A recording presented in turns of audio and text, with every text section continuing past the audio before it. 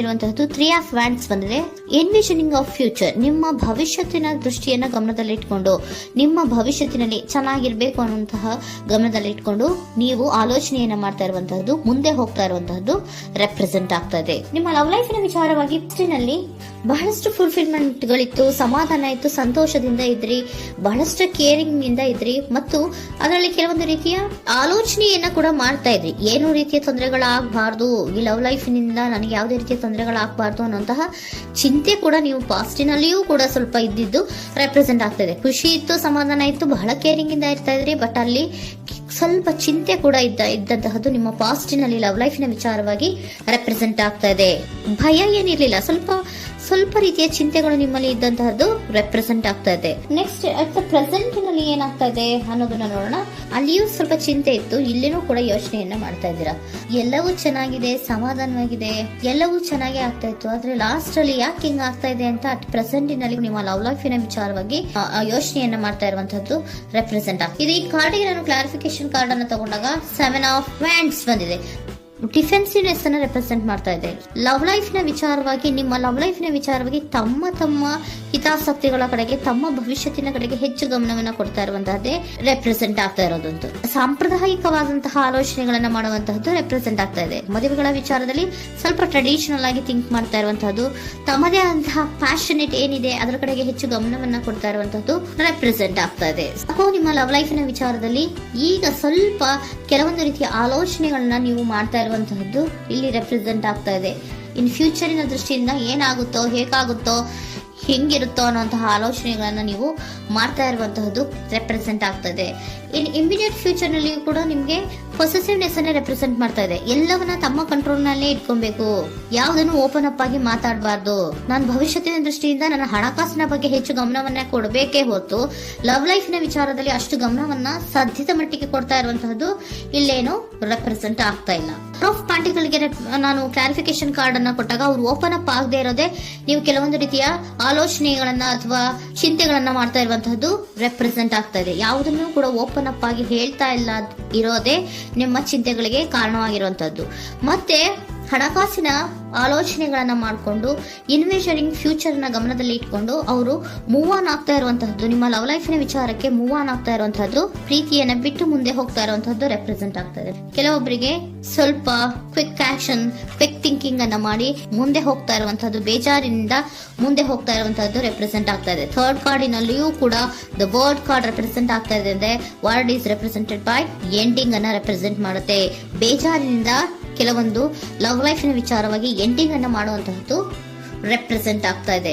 ಯಾಕಂದ್ರೆ ಈ ಲವ್ ಲೈಫಿನ ವಿಚಾರದಲ್ಲಿ ಕೆಲವೊಂದು ರೀತಿಯ ಸ್ವಹಿತಾಸಕ್ತಿಗೆ ಹೆಚ್ಚು ಗಮನವನ್ನ ಕೊಡ್ತಾ ಇರುವಂತಹದ್ದು, ಹಣಕಾಸಿನ ಬಗ್ಗೆ ಹೆಚ್ಚು ಗಮನವನ್ನ ಕೊಡ್ತಾ ಇರುವಂತಹದ್ದು, ಅವರ ಫ್ಯೂಚರಿನ ಬಗ್ಗೆ ಹೆಚ್ಚು ಗಮನವನ್ನ ಕೊಡ್ತಾ ಇರೋದು, ಹಾಗೇನೆ ಟ್ರೆಡಿಷನಲ್ ವ್ಯಾಲ್ಯೂಸ್ ಗಳಿಗೆ ಹೆಚ್ಚು ಗಮನವನ್ನ ಕೊಡ್ತಾ ಇರೋದ್ರಿಂದ ಕೆಲವೊಬ್ರು ಲವ್ ಲೈಫಿನ ವಿಚಾರದಲ್ಲಿ ಎಂಡಿಂಗ್ ಅನ್ನ ಮಾಡುವಂತಹದ್ದು ಪ್ರೆಸೆಂಟ್ ಆಗ್ತಾ ಇದೆ. ಕ್ವಿಕ್ ಆಗಿ ಥಿಂಕ್ ಮಾಡಿ ಕೆಲವೊಂದು ಆಲೋಚನೆಗಳನ್ನ ಮಾಡೋದ್ರ ಮೂಲಕ ಹಿಂಗನ್ನ ಮಾಡ್ತಾ ಇರುವಂತಹದ್ದು ರೆಪ್ರೆಸೆಂಟ್ ಆಗ್ತಾ ಇದೆ.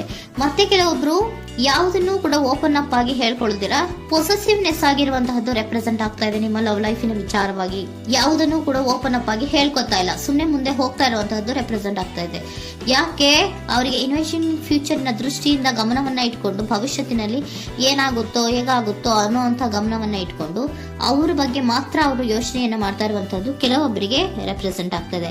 ಮತ್ತೆ ಕೆಲವೊಬ್ರು ಬಹಳ ಡಿಫೆನ್ಸಿವ್ ಆಗಿರುವಂತಹದ್ದು, ತಮಗೇನು ತೊಂದರೆ ಆಗಬಾರ್ದು ಲವ್ ಲೈಫಿನಿಂದ ಅನ್ನುವಂತಹ ಗಮನವನ್ನ ಇಟ್ಕೊಂಡು ಬಹಳ ಟ್ರೆಡಿಷನಲ್ ಆಗಿ ಈಗ ಯೋಚನೆಯನ್ನ ಮಾಡ್ತಾ ಇರುವಂತಹದ್ದು ಅಟ್ ಪ್ರೆಸೆಂಟಿನಲ್ಲಿ ರೆಪ್ರೆಸೆಂಟ್ ಆಗ್ತದೆ.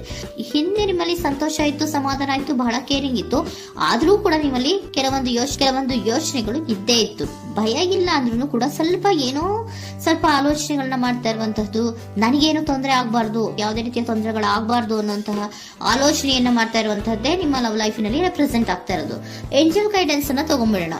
ನೋ ನೀಡ್ ಟು ವರಿ, ಯಾವುದಕ್ಕೂ ನೀನು ಭಯವನ್ನ ಪಡುವಂತಹ ಅವಶ್ಯಕತೆ ಇಲ್ಲ. ಟೇಕ್ ಎ ಆಕ್ಷನ್ಸ್ ಅನ್ನ ತಗೋ. ಇಫ್ ಯು ಬಿಲೀವ್, ನಿನ್ಗೆ ನಂಬಿಕೆ ಇದೆಯಾ, ಸಿಚುಯೇಷನ್ ವಿಲ್ ಇಂಪ್ರೂವ್, ಸಿಚುಯೇಷನ್ ಅನ್ನೋದು ಇಂಪ್ರೂವ್ ಆಗುತ್ತೆ.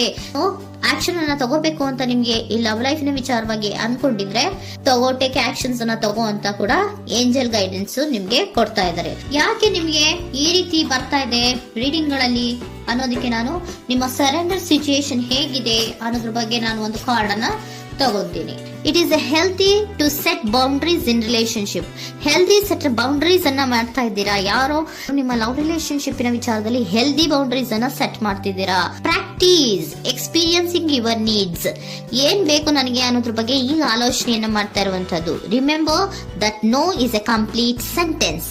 ನೋ ಅನ್ನೋದೇ ಒಂದು ಕರೆಕ್ಟ್ ಆಗಿರುವಂತಹ ಸೆಂಟೆನ್ಸ್ ಅಂತ ಅವರು ಹೇಳ್ತಾ ಇದ್ದಾರೆ. ಸರೆಂಡರ್ ಸಿಚುಯೇಷನ್ ಯಾಕೆ ನಿಮ್ಗೆ ಎಂಡಿಂಗ್ ಅನ್ನ ರೆಪ್ರೆಸೆಂಟ್ ಮಾಡ್ತಾ ಇದೆ ಅಂದ್ರೆ, ಕೆಲವೊಂದು ರೀತಿಯ ಹೆಲ್ದಿ ಬೌಂಡ್ರೀಸ್ ಅನ್ನ ಹಾಕೋತಾ ಇದ್ದಾರೆ.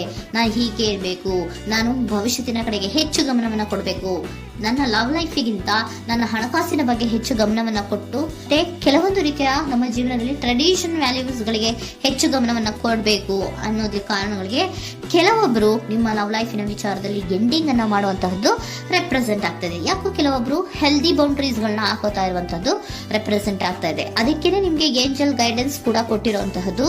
No need to worry. ಅದಕ್ಕೆ ಹೆಲ್ದಿ ಬೌಂಡ್ರೀಸ್ ಅನ್ನ ಹಾಕೋತಾ ಇರೋದಕ್ಕೇನು ನೀನು ಆಲೋಚನೆಯನ್ನೇನು ವರಿ ಏನು ಮಾಡ್ಕೊಂಬೇಡ. ಸಿಚುಯೇಷನ್ ಅನ್ನೋದು ಖಂಡಿತ ಇಂಪ್ರೂವ್ ಆಗುತ್ತೆ. ಇಫ್ ಯು ಬಿಲೀವ್, ನಿನಗೆ ನಂಬಿಕೆ ಇದೆಯಾ, ಟೇಕ್ ಆಕ್ಷನ್. ಕೆಲವೊಂದು ಆಕ್ಷನ್ಸ್ ಗಳನ್ನ ತಗೋ ಅಂತ ಹೇಳ್ತಾ ಇದ್ದಾರೆ.